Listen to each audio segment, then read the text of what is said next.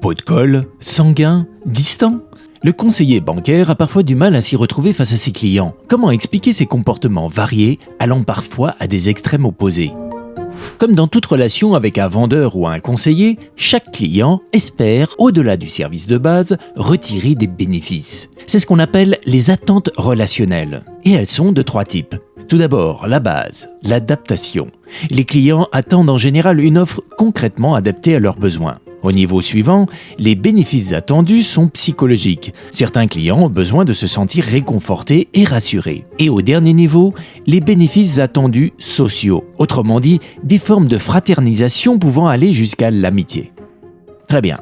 Mais savoir ce qu'attend le client n'explique pas encore pourquoi l'on passe aisément d'incivilité à des gestes d'amicalité et vice-versa. L'argent en serait-il la cause ? Rendrait-il à ce point fou ? Pour comprendre, rentrons dans la boîte noire qu'est le cerveau du client et essayons d'y voir plus clair.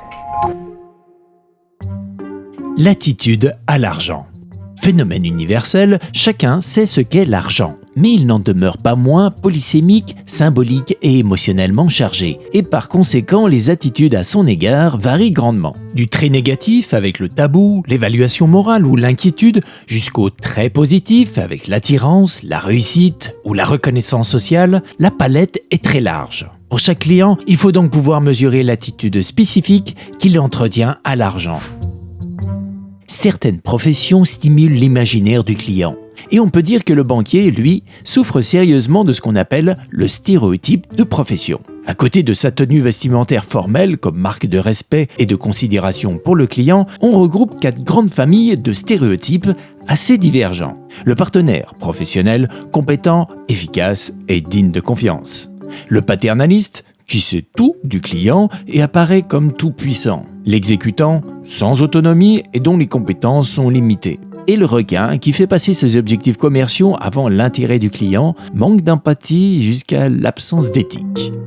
L'attitude à l'argent est le stéréotype du métier de banquier. Voilà donc les 2 concepts qui conditionnent la relation du client avec le banquier. La matrice Azor va nous aider à mieux comprendre comment ces concepts s'articulent pour définir le comportement du client. Sur 2 axes, nos 2 concepts résumés en 3 grandes tendances. Attitude à l'argent, neutre, négative et positive, stéréotype du banquier, partenaire, paternaliste, exécutant ou requin.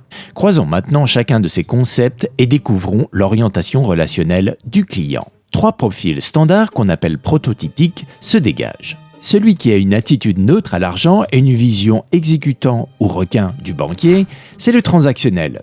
Il ne recherche que des bénéfices d'adaptation.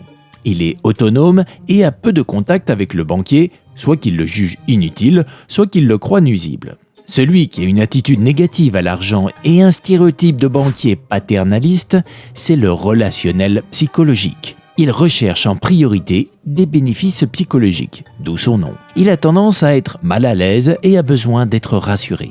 Celui qui a une attitude positive à l'argent et imagine le banquier comme partenaire recherche lui des bénéfices sociaux. C'est le relationnel socio-valorisable. C'est le plus sensible aux stratégies relationnelles en tout genre et à la consommation ostentatoire. Cette matrice est intéressante car elle permet de découvrir 6 autres profils hybrides. Le résistant, par exemple, celui qui résiste à tout effort relationnel. À l'inverse, le passager clandestin, qui profite, lui, des attentions et autres cadeaux du banquier, même les plus inutiles. Fort de cette matrice, notre banquier comprend mieux la variété des comportements auxquels il fait face. Il sait maintenant que dans quasiment tous les cas, ses clients le voient à travers des lunettes qui déforment la réalité de leur relation. Le pot de colle, il est le relationnel socio-valorisable, qui porte des lunettes roses, qui lui font apprécier grandement toute interaction avec le banquier, même futile. Le distant, c'est le résistant, qui se protège derrière des lunettes noires, insensible à tous les efforts relationnels du banquier. L'émotif, quant à lui, c'est celui qui portait des lunettes roses, mais celles-ci se sont cassées suite à un incident critique. C'est le socio-valorisable contrarié ou méprisant.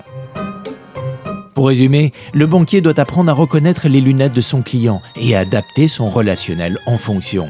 À moins qu'il les lui enlève de force, au risque de les casser.